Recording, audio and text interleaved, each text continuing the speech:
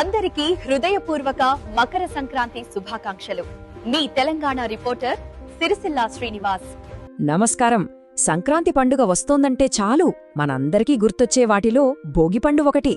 పిల్లల తలమీద సరదాగా పోసే ఆ పండ్ల వెనుక ఓ పెద్ద కథే ఉంది.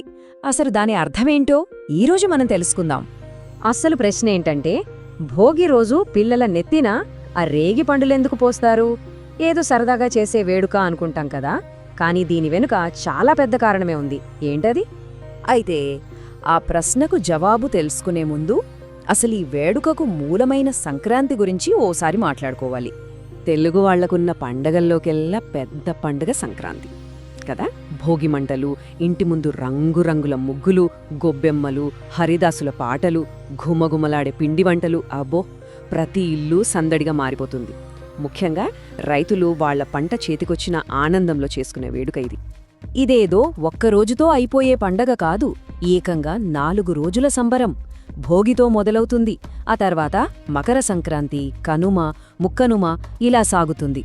మనమిప్పుడు మాట్లాడుకోబోయే ఈ భోగి పండ్ల వేడుక ఉంది చూశారు, అదే ఈ సంబరాలకు అసలైన ఆరంభం. సరే, ఇక మన అసలు విషయంలోకి వచ్చేద్దాం. అదే భోగి పండ్ల వేడుక. ఏంటి దీని స్పెషాలిటీ? ఎందుకింత ప్రత్యేకత? భోగి రోజు సాయంత్రం అవుతుందంటే చాలు, ఇంట్లో పెద్దవాళ్లంతా చిన్న పిల్లల్ని, ముఖ్యంగా 5 ఏళ్లలోపు పిల్లల్ని ఒకచోట కూర్చోబెడతారు. వాళ్ల తలమీద కొన్ని పండ్లు పోసి దీవిస్తారు. ఆ సీన్ చూడటానికి ఎంత సందడిగా ఉంటుందో కదా. అసలు ఆ పళ్ల మిశ్రమంలో ఏముంటాయో తెలుసా? మెయిన్ హీరో వచ్చేసి రేగుపండ్లు. వాటితో పాటు చిన్న చిన్న చెరుకు ముక్కలు, బంతిపూల రెక్కలు, చిల్లెర నాణేలు, కొన్ని చోట్ల శనగలు కూడా కలుపుతారు. ఇలా పండ్లు పోయటం వెనుక కేవలం ఒక సంప్రదాయం మాత్రమే లేదు, చాలా బలమైన నమ్మకాలున్నాయి, మంచి జరగాలనే ఆకాంక్షలు కూడా ఉన్నాయి. అవేంటో ఒక్కొక్కటిగా చూద్దాం.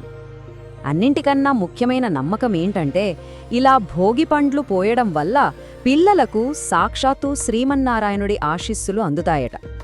అంతేకాదు, ఇంకో బలమైన నమ్మకం కూడా ఉంది. అదేంటంటే, పిల్లలకి దిష్టి తగలకుండా ఉంటుందట.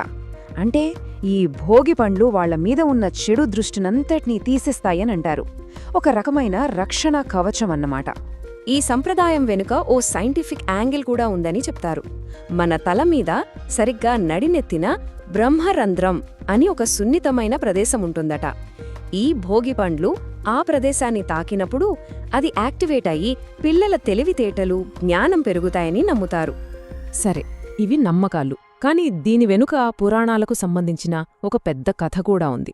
ఆ కథ ఏంటో, దాని అర్థమేంటో ఇప్పుడు చూద్దాం.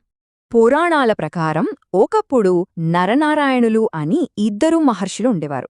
వాళ్ళు శివుడి కోసం బద్రికావనం అనే అడవిలో ఘోరమైన తపస్సు చేశారట. వాళ్ల తపస్సుకు మెచ్చిన దేవతలేం చేశారంటే, వాళ్లని ఆశీర్వదిస్తూ తలమీద బద్రీఫలాలని వర్షంలా కురిపించారట. ఇంతకీ ఆ బద్రీఫలమంటే ఏంటో అనుకుంటున్నారా?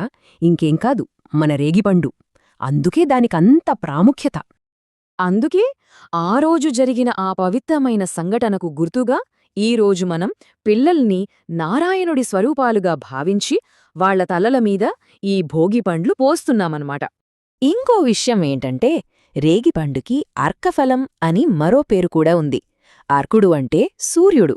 మరి రేగిపండు కూడా గుండ్రంగా, ఎర్రగా సూర్యుడిలాగే ఉంటుంది కదా. అందుకే దీన్ని సూర్యభగవానుడికి ప్రతీకగా భావిస్తారు. మనకు తెలిసిందే కదా, సంక్రాంతి పండుగ అంటేనే సూర్యుడి పండుగ. సూర్యుడు మకర రాశిలోకి ప్రవేశించే ఈ పవిత్రమైన టైంలో ఆయన ఆశీస్సులు కూడా పిల్లలకు అందాలని కోరుకుంటూ ఈ భోగిపండ్ల వేడుకను జరుపుతారు. మరి ఇంత మంచి సంప్రదాయాన్ని ఏ వయస్సు పిల్లలకు చేస్తారు? సాధారణంగా అయితే 12 ఏళ్ల లోపు పిల్లలకు ఈ భోగిపండ్లు పోస్తారు. అంటే పిల్లలు బాల్యం నుండి కౌమార్యంలోకి అడుగుపెట్టే ఆ కీలకమైన సమయంలో వాళ్ల జీవితమంతా సంతోషంగా, ఆరోగ్యంగా ఉండాలని పెద్దలు మనస్ఫూర్తిగా ఇచ్చే దీవెన ఇది. చూసారుగా, మనం సరదాగా అనుకునే ఒక చిన్న భోగి పండ్ల వేడుక వెనుక ఎంత అర్థం, ఎంత పెద్ద కథ ఉందో. ఇది కేవలం ఒక పండగ రోజు సరదాగాదు, తరతరాలుగా మనకు అందిన ఒక గొప్ప సాంస్కృతిక వారసత్వం. మరిలాంటి సాంప్రదాయాలు మన సంస్కృతిని కాపాడటంలో ఎంత ముఖ్యమైన పాత్ర పోషిస్తున్నాయో మనమందరం ఒక్కసారి ఆలోచించాలి కదా. అందరికీ హృదయపూర్వక మకర సంక్రాంతి శుభాకాంక్షలు. మీ తెలంగాణ రిపోర్టర్ సిరిసిల్ల శ్రీనివాస్, ఎడిటర్.